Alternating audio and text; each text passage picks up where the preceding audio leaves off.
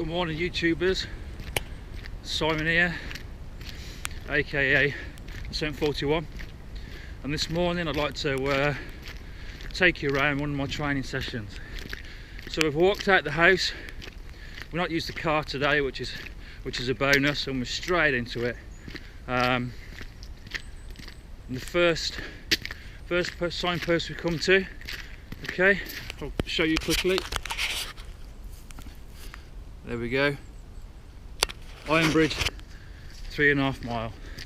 So the route we're looking at doing today is just over 11 mile, and I've done this route plenty of times. And what I'll do when I get back, when I've edited the footage, I'm not going to record all 4 hours of it because you'll be bored to death. Is I'll put a link in the description to the Garmin page that will enable you to, I believe, download the GPX file. So if you wanted to walk this route yourself, download the GPX, put it in your GPS, and away you go. Or you could even print it off, but it's there. So on Tuesday,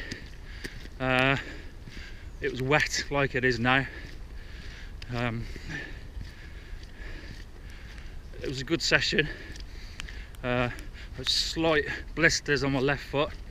Still got them now, but I'm just going to walk into them and see how it goes. I'm training for the West Highland Way in the end of March, so I need to be covering, personally, I think 10 miles a day, but that's just not practicable. Obviously with work commitments and so forth, so I'm lucky if I can get out 2-3 times a week to cover 11 mile. So this is my second training session of the week, so what's that, 22 mile. It's not enough really, but we'll see how it goes. As you can see on my back, I've got 45 pound in the Osprey Zenith 88. What I'll do later is I'll stop for a bit and take you around the pack quickly. I won't go into great detail because I don't want all the kit strewn across the path, but in it is everything I'll be taking and using on the West Highland Way. I've got a camel pack inside it that's got 3 litres of water. Now 3 litres of water itself weighs 6 pound. The sleeping bag I've got in here is my Snug Pack Extreme -7. It's quite an old bag, so I doubt if I get down to -7. But I'm not taking that bag on the walk on the West Highland Way. I'm taking my down bag, but this Snug Pack's heavier, so it adds to the resistance, which is all good for the heart rate, which is all good to get my fitness up. So we've dropped down from the last check-in onto the Silking Way, and I believe this used to be an old railway line. And I'll tell you one of the big clues that gives that away is the train station here. So I'll spin you around.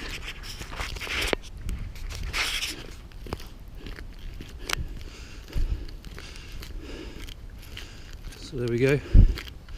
Train station. We're going to turn off the Silking Way now and go through the housing estate and through a little doorway and drop back into the woods. So there we go,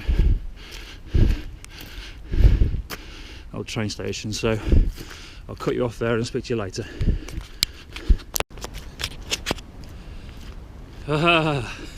Tell you what, that was fun. I dropped out of a little doorway into the woods and got geographically embarrassed in the woods, which translates means I got lost. I've only done this route a few times. It's a diversion from my main route, because my main route goes down a country road that's quite fast with traffic going down there, and I don't feel quite confident and safe walking down there, so I've cut through the wood and got lost. So I backtracked a few times, and I'm on the right path now. It's not an issue getting lost. I know I'm safe. I can hear a main road, so if push comes to shove, sorry, make my way to the main road and then find my way back from there. It all adds to the adventure. Anyway, back on it. As you can see, I've taken my fleece off. I've got 3 layers on. Long sleeve polyester, short sleeve polyester top, and my fleece. We're taking the fleece off. Right, we're going to go left here. I'll show you quickly. So the Iron Bridge Way, and down here.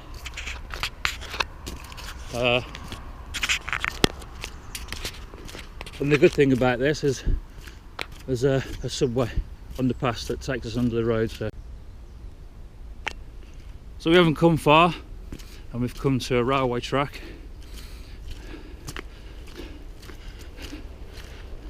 No, can I train? No, no train. Quite dangerous places. You don't want to be messing around on these. There was a video. Bear with me while I get over the style. There was not a video. There was an advert on British TV for road safety, for safety around railways. There's this young girl, and she just gets hammered with this train.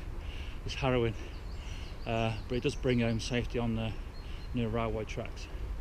Now I'm not sure whether this is the track that serves the power station in Ironbridge. I don't think it's the main Telford, Shropshire, Birmingham railway. But anyway, we're going to exercise extreme caution, look both ways, and just take our time going over.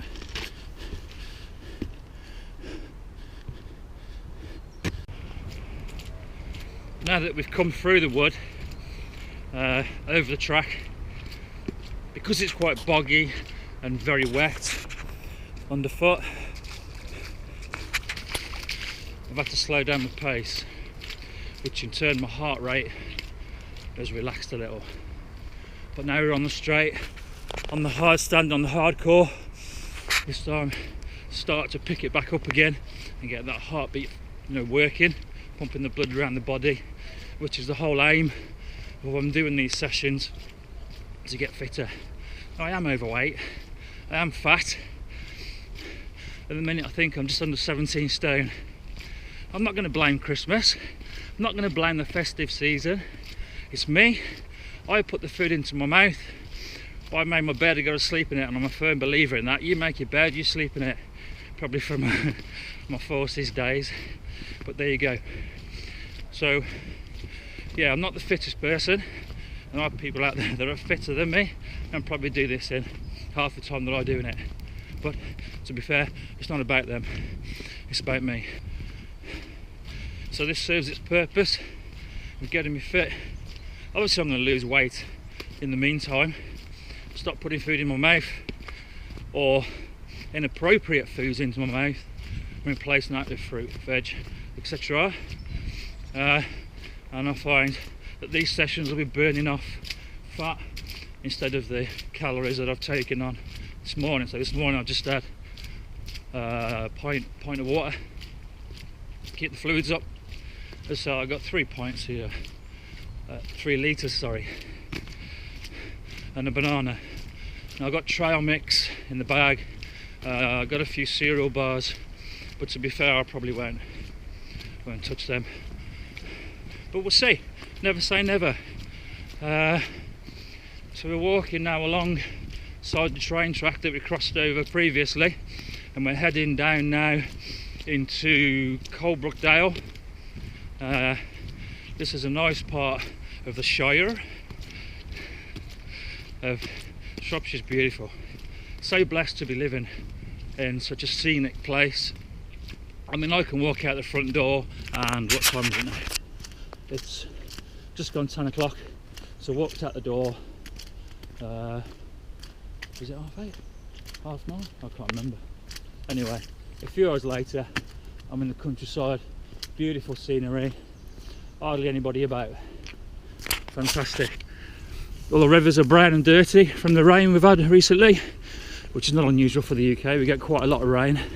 The temperature's probably about 5-7 degrees, somewhere about there, and it's quite a nice temperature to be walking in. It's comfortable, so your body temperature is raised through the exercise that you're doing, and then because it's cool, you know, your skin cools down. It's nice. I'm not too keen training in the summer. It's hard work. I know I've just said that's what it's all about, but it is. It's boring. I prefer it when it's wet, damp, snowing, thunder, hail. You know what? It's more exciting, more adventurous, I feel. Anyway, enough about me. I'll catch up with you later. Hey, again. So we've come out of Coalbrookdale and we're now heading towards the Iron Bridge. The river's in spate, which is kayak speak for it's flooded. You can just see up there in the distance the actual Iron Bridge, but when we get there I'll talk more about that. But it's a small world. As I was walking down out of Coalbrookdale, the local bus went past and somebody I knew was on the bus, and I gave him a wave. But unfortunately I can't give you a shout out with your name because of confidentiality and other than getting the sack, but you know who you are and hello to you. So that was a nice surprise, a little boost of morale. I'm a support worker. I support people with learning difficulties, disabilities.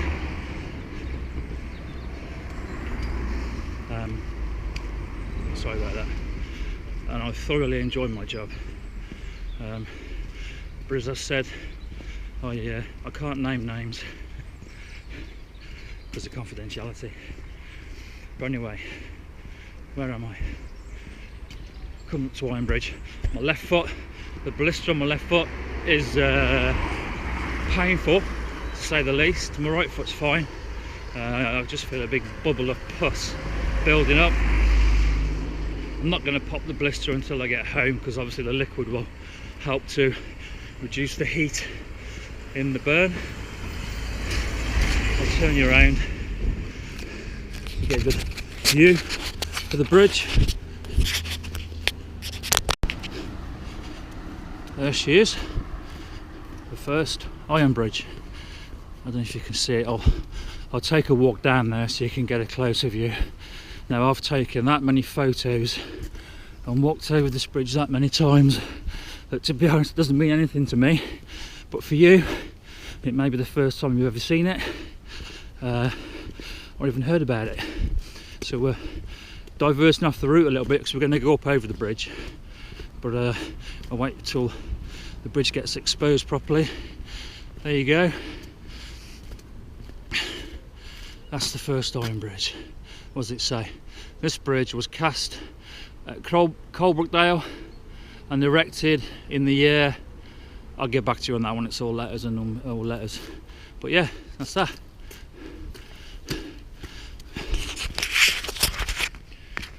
So morale's good, feeling good apart from my left foot. I've got pain relief, but I'm not going to bother taking any. The pack feels fantastic. 45 pound in it, I've told you again, and it just distributes the weight so well through my body into the ground. It's fantastic. As I said, when I stop in a minute, just shake my legs out, I'll quickly go over it. As we're going over the bridge now, turn you around.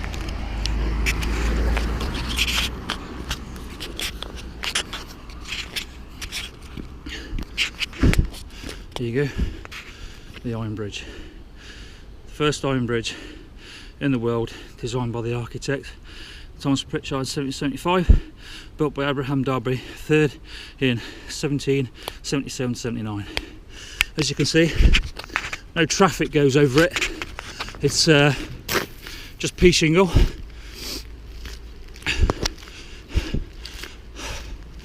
Planting and it goes over the River Severn. That way down there is Coalport. That's the way we're going, and that's the way we've been. Coalbrook Down, and you can just see there in the distance the smoke from the power station. There's the smokestacks there and the smoke going up. You hear the church bells. What a beautiful little village. So blessed to live in Shropshire. What time is it? 10:30. Beautiful. So yeah, I'm going to carry on walking down here along the river to a point when there's a bridge over the ridge, then back in. So maybe that was your first glimpse of the Severn and the Iron Bridge.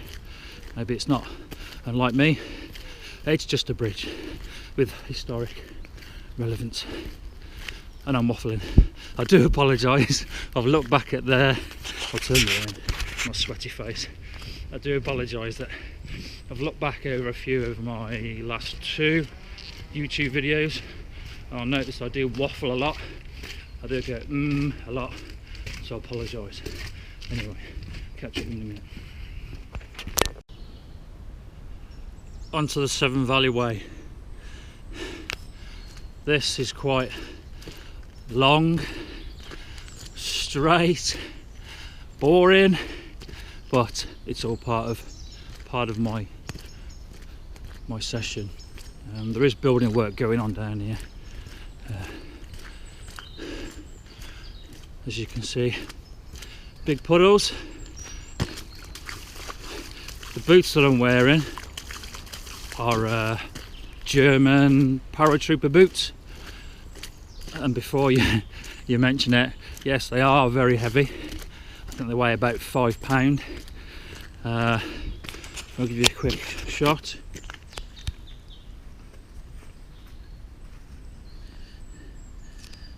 And today I've got 2 pairs of socks on.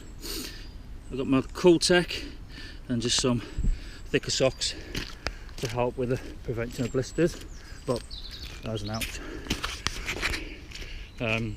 Yeah, with the boots, I like a high boot. I feel comfortable and secure in a high boot.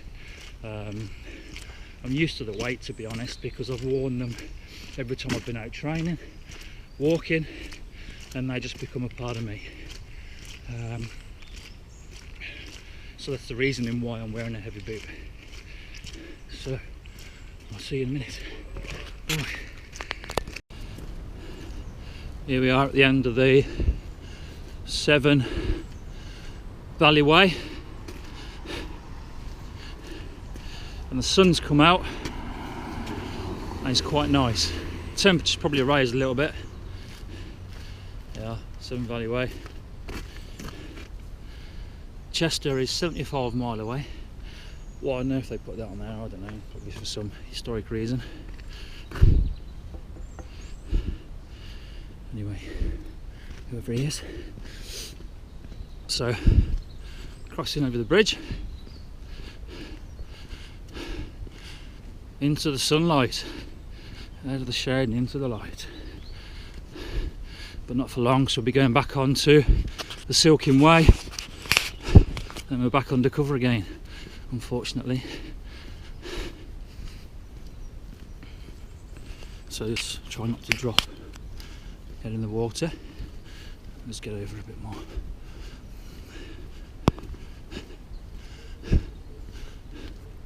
So, Coalport Bridge, 1818, and we have come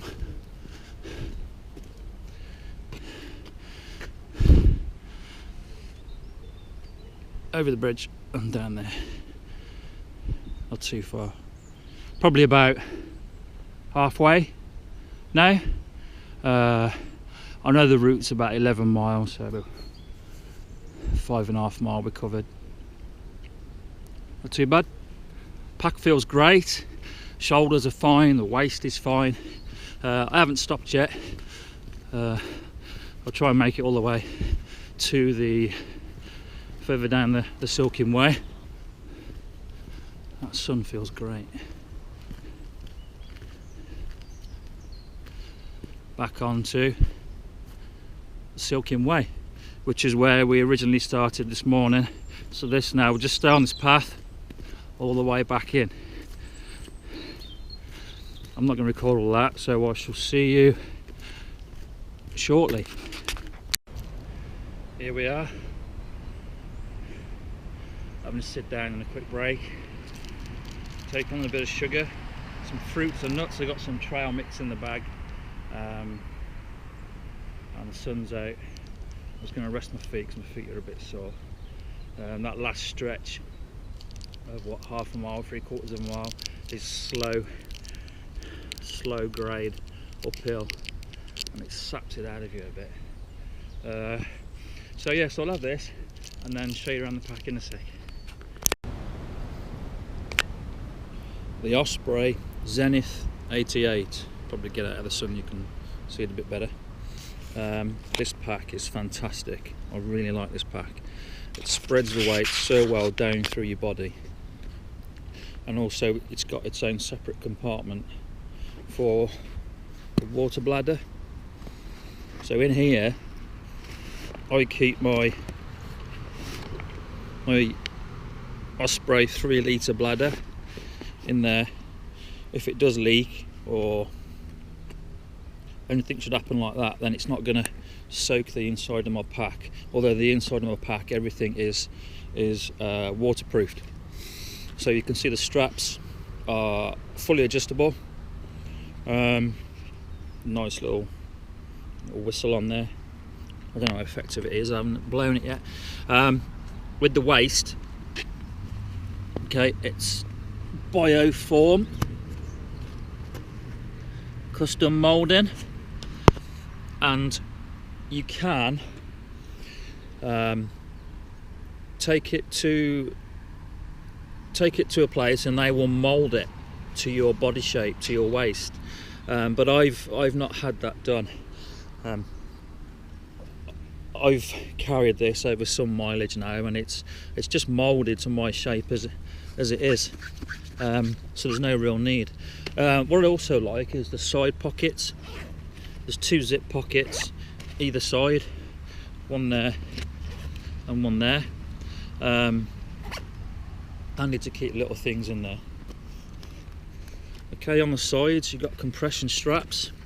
You've also got a zip which will let you enter into the main compartment. I don't use them, to be fair. You got stretchy material on the sides for extra storage. A bit of paracord there. 2 top pockets in here. I've just got some trail mix and a waterproof bag. I'm not going to, as I said before, I'm not going to go into detail exactly of what's in the bag, because it's not really appropriate to go in there. And this bag, okay, is all my cold weather kit. Oh yeah, you're right. This is interesting. I've got a plastic spoon. Now, I'm not mocking those who have the titanium spoon that must cost a small fortune, but this is from the 99p shop. It's lightweight, and the reason I like this massive ladle is because the meals that I use, the dehydrated meals, or that I will be using for the West Highland Way, are the Mountain House packets, and they're quite deep. And I find with that I can get to the bottom of the packet and get all the scran out and down my neck. Let's turn the bag round and over.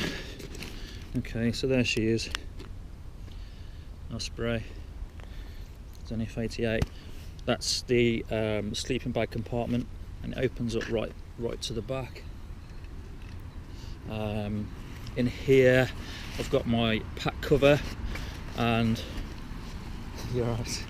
waterproof case with little bits in. Also on the front you've got 2 pockets.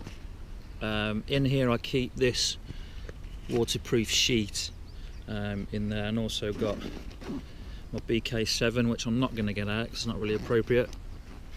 In the other zip pocket I've got my Bergan's pack light waterproof top and the pack light pants. I think it's a 90 litre, something like that.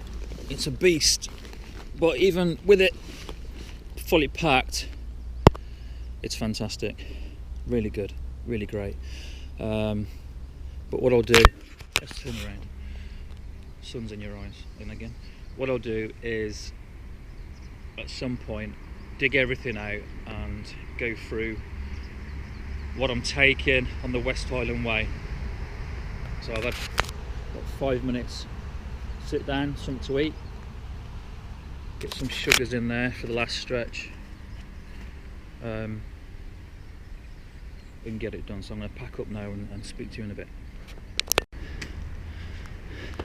When I talked about earlier blisters not being painful, after you've had after I've had a 5-minute stop, rest, and got back on it, you realise you've got blisters, and the pain is lovely.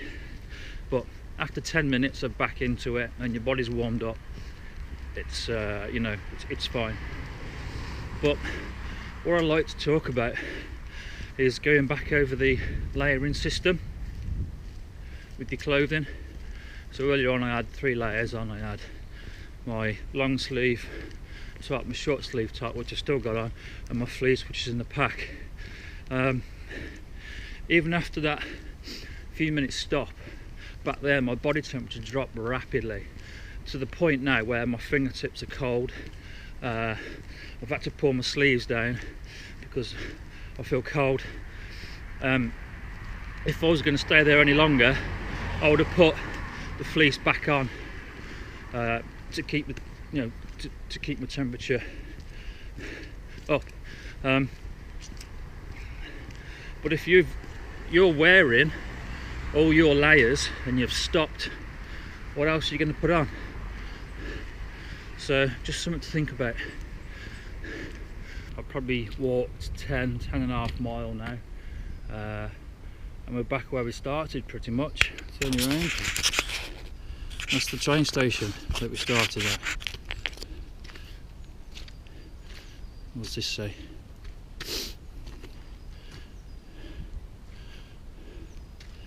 Bit of history there. Rub-ins for the kids to do. So that is one of my training sessions in a nutshell. How do I feel now? My feet are very sore, my shoulders are fine, pack's fine, legs are fine. Just my feet that's taking the toll. What I'll do is get in now, have a shower, change my clothes, and then work tonight. And I like that, and the reason is that my body isn't just stopping completely after that output. It's still moving, my muscles are still moving, and that's like a kind of a cool down period, instead of just stopping the walk and getting straight into bed and going to bed for the night. So I like the idea of keep moving, keeping the muscles nice and relaxed. So I hope you've enjoyed, get you out the sun, hope you've enjoyed this morning. I've enjoyed it, having you, talking to you. So I'm not going to record all the way back in. As I say, I'll put a link at the bottom of the actual route. The route that will be on there is not the route that I walked today, so you won't get lost in the woods following me getting lost following the tracks. It was it's the route from Tuesday, and I had the GPS, so that's all fine. So help yourselves, please rate, comment and like. Hopefully see you soon. Take care, bye bye.